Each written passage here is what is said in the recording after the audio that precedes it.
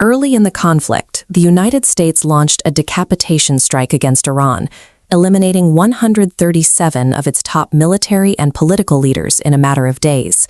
To understand the sheer magnitude of that attack, imagine a foreign military simultaneously assassinating the United States president, the entire cabinet, and the heads of both the CIA and the Pentagon.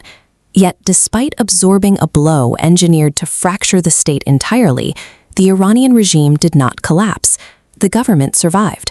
When the regime held together, it proved air power alone was insufficient to topple the government. Realizing they were essentially immune to further bombing, Iran's leadership pivoted from mere survival to aggressive regional ambition, moving immediately to seize the one asset that could paralyze the global energy supply. Capitalizing on the chaos following the strike, Iranian forces seized control of the Strait of Hormuz. By blockading that single geographic choke point, Maine effectively cut off 20% of the world's daily oil supply. This area chart tracks the United States Strategic Petroleum Reserve.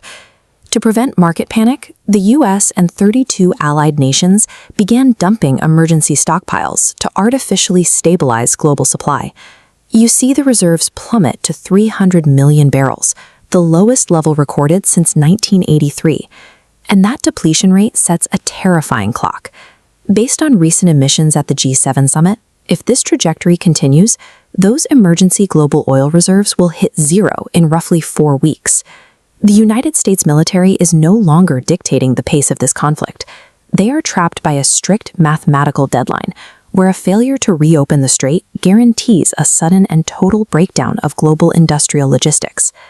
To beat that 4-week countdown, the administration initially tried a diplomatic bailout. They drafted a memorandum of understanding, effectively offering a massive, multi-billion-dollar payout to Iran if they would simply agree to reopen the shipping lanes. The agreement approached the conflict like a commercial real estate deal, offering a strict fee-for-service arrangement. But Iran's motivations are strategic, not financial. Their goal is to become a regional hegemon. By maintaining a permanent chokehold on global energy routes, Iran intends to establish itself as the undisputed dominant military and political power in the Middle East. Within 48 hours of signing the document, the U.S. government bypassed the terms by encouraging ships to run the strait uncoordinated. In response, Iranian forces aggressively resumed their blockade. Treating a war over the balance of power like a commercial property negotiation destroyed the only diplomatic off-ramp. Both sides have now returned to active, rapidly escalating military confrontation. Returning to military options, political leaders have pointed to widespread conventional success. Officials publicly stated that Iran's Navy, Air Force, and radar detection networks have been entirely eradicated from the board. Yet, despite those declarations of total victory from the air, the reality on the water remains unchanged. Commercial shipping through the Strait of Hormuz is still at a standstill. Shipping companies operate on cold financial calculus. A single, fully loaded oil tanker is a floating asset worth $300 million. It is a massive, highly vulnerable target, and crews refuse to risk their lives without absolute security guarantees.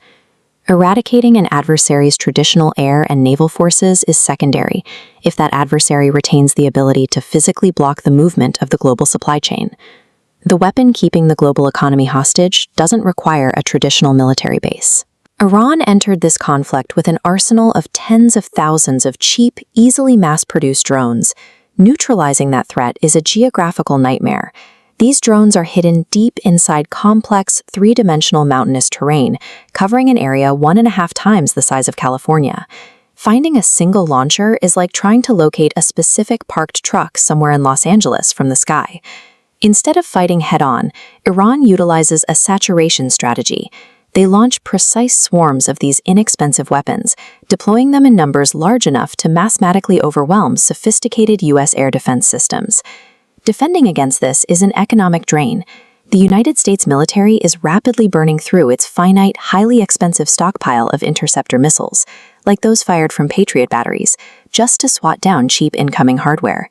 The United States is caught in a fatal asymmetry. Conventional firepower cannot solve a math problem where a multi-million-dollar defense grid is slowly bled dry by $20,000 weapons. The situation is completely deadlocked. The 4-week deadline to an empty oil reserve is closing in, and both heavy conventional bombing and transactional diplomacy have failed to pry the strait open.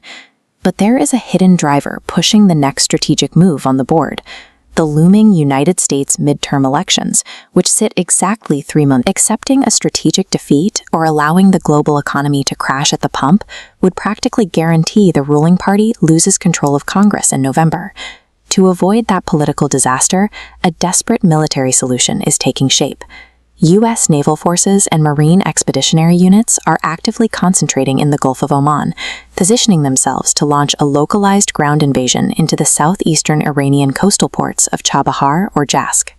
Executing that operation carries a massive historic risk.